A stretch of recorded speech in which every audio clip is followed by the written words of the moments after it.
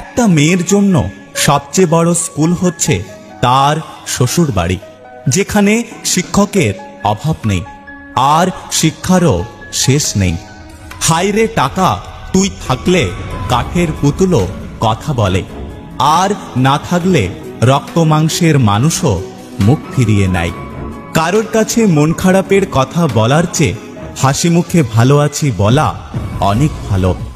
অপরাধ না করেও যখন অপরাধী হয়ে যাবেন, তখন চুপ থাকাটাই সবথেকে ভালো, কারণ চিৎকার করে কখনো নির্দোষ প্রমাণ হয় না।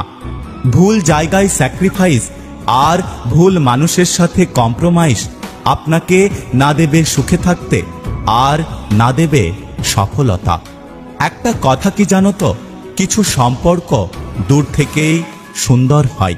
জীবনে খারাপ সময় না আসলে কখনো ভালো সময়ের গুরুত্ব বোঝা যেত না।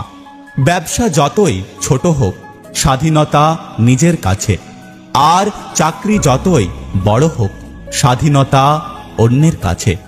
বর্তমানে সম্পর্কগুলো এমন হয়, খোঁজ না নিলে দূরত্ব বেড়ে যায়, আর বেশি খোঁজ নিলে বিরক্ত হয়ে যায়।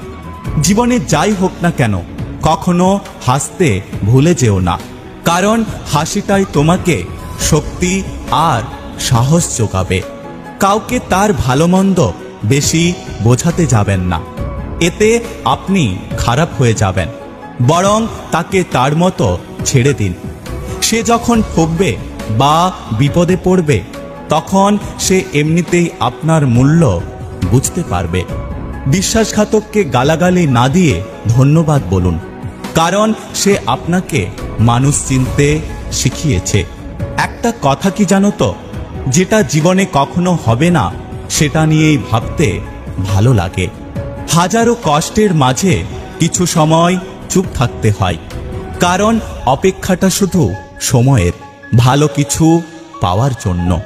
একজন আহত ব্যক্তি তার যন্ত্রণা যত সহজে ভুলে যায়, একজন অপমানিত ব্যক্তি তার যন্ত্রণা তত সহজে ভুলতে পারে না।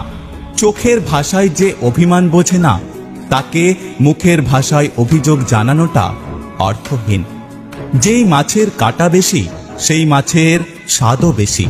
যে ব্যক্তি সৎ বেশি, তার জীবনে কষ্টও বেশি।